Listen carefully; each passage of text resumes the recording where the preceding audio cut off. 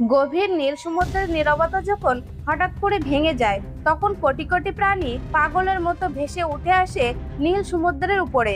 কিন্তু কেন এমনটা হলো, তো চলুন বিষয়টি আসলে কি আজকের এই ভিডিওতে আমরা জানবো। কিছুদিন আগে প্রায় 150টি কিলার হোয়েল হঠাৎ করে অস্ট্রেলিয়ার টাসমানিয়া দ্বীপের এই সমুদ্র সৈকতে দেখা যায়।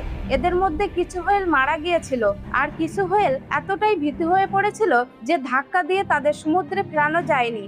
অথচ এই কিলার হোয়েলগুলি সমুদ্রের 1000 কিলোমিটার গভীরে রাজত্ব করত, যাদের দেখে অন্য সব প্রাণীরা ভয়ে দূরে সরে যায়। এমন কি হয়েছিল যে এরা নিজেরাই এত ভয় পেল?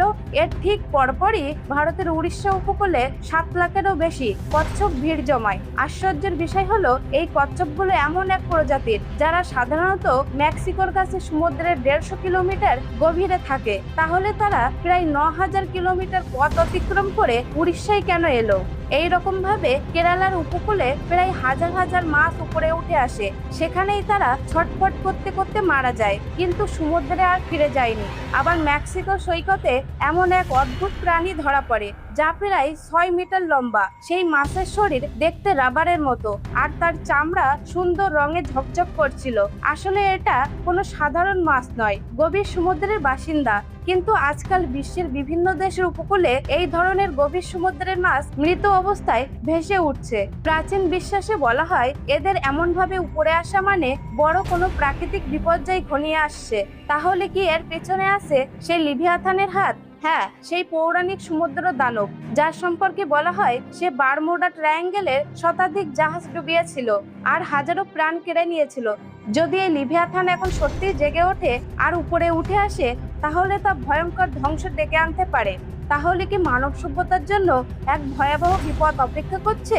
পৃথিবীর 71% অংশ সমুদ্রে ভরা, অথচ আমরা এখনো পর্যন্ত এর মাত্র 5% খোঁজ করতে পেরেছি। বাকি 95% এখনো অজানা রহস্যে ঘেরা। সমুদ্রের সবচেয়ে গভীর স্থান হলো মারিয়ানা ট্রেঞ্চ, যাকে চ্যালেঞ্জার দ্বীপও বলা হয়, যার গভীরতা প্রায় 11,000 কিলোমিটার। অর্থাৎ এখানে মাউন্ট এভারেস্টকেও ফেললে পুরোপুরি ডুবে যাবে। এত গভীরে সূর্যের আলো পর্যন্ত পৌঁছায় না, চারপাশ একেবারে অন্ধকার। আর এখানে এমন চাপ যে 1 সেকেন্ডে মানুষের শরীর টুকরো টুকরো হয়ে যাবে। এই ভয়ঙ্কর পরিবেশে বাস করে বিস্ময়কর সব প্রাণী, যেমন গভীর সমুদ্রে অ্যাংলার ফিশ। মাথার সামনে ছোট্ট এক ঝলমলে আলো থাকে, যেটা দেখে শিকার তার দিকে ছুটে আসে, আর সে সঙ্গে সঙ্গে শিকারকে গিলে ফেলে। একে গভীর সমুদ্রের সবচেয়ে ভয়ঙ্কর শিকারী বলা হয়। সাধারণত তারা 1000 কিলোমিটার গভীরে থাকে, অথচ কিছুদিন আগে ক্যানারি দ্বীপের কাছে এটিকে ভেসে উঠতে দেখা যায়। কিছুদিন আগে রাশিয়ার এক জেলের হাতে ধরা পড়ে এক অদ্ভুত মাছ, যার শরীর দেখতে মস্তিষ্কের মতো। ভিডিওটি দেখে অনেকে একে এলিয়েন ভেবেছিল। পরে জানা যায় এটা আসলে স্মুথ লাম ফিশ। কিন্তু প্রাচীন বিশ্বাসের সবচেয়ে ভয়ঙ্কর তথ্য হলো ওয়ার ফিশ উপরে ওঠা। ইতিহাসে বহুবার দেখা গেছে এই মাছগুলি উপরে আসার পরপরই ভয়াবহ বিপর্যয় নেমে এসেছে। যেমন 15 শতকে গ্রিনল্যান্ড আর আইসল্যান্ডের নাবিকেরা প্রথমবার এই মাছ দেখে ভয় পেয়েছিল।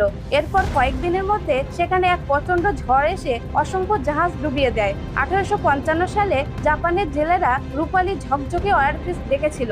কিছুদিন পরই টোকিওতে এক ভয়াবহ ভূমিকম্প হয়, যা পুরো শহর ধ্বংস করে দেয়। তখন থেকে জাপানিরা বিশ্বাস করে সমুদ্রের দেবতা যখন রেগে যান, তখন ধ্বংসের আগে সতর্কবার্তা হিসেবে এই মাছগুলোকে উপরে পাঠান।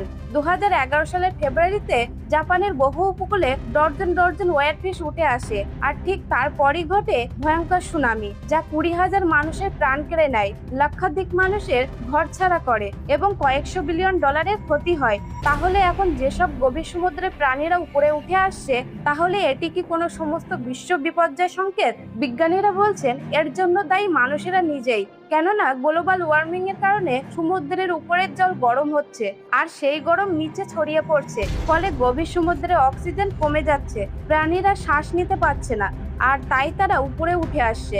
দ্বিতীয়ত, প্লাস্টিক দূষণ। প্রতি বছর প্রায় 12 মিলিয়ন টন প্লাস্টিক সমুদ্রে ফেলা হচ্ছে, প্রাণীরা সেই প্লাস্টিক খেয়ে মারা যাচ্ছে। তৃতীয়ত, গভীর সমুদ্রে খনন করা তেল, গ্যাস আর কয়লার জন্য সমুদ্রের নিচে ক্রমাগত খনন চলছে। এতে জলের ভারসাম্য নষ্ট হচ্ছে, জলের নিচের পরিবেশ দূষিত হচ্ছে, আর প্রাণীরা বাধ্য হয়ে উপরে আসছে। এছাড়া গভীর সমুদ্রের নিচে টেকটনিক প্লেটের নড়াচড়া হলেও প্রাণীরা এমনই ভাবে উপরে উঠে আসে। তো বন্ধুরা, ভিডিও দেখে আপনার কি মতামত অবশ্যই কমেন্ট করে জানাবেন।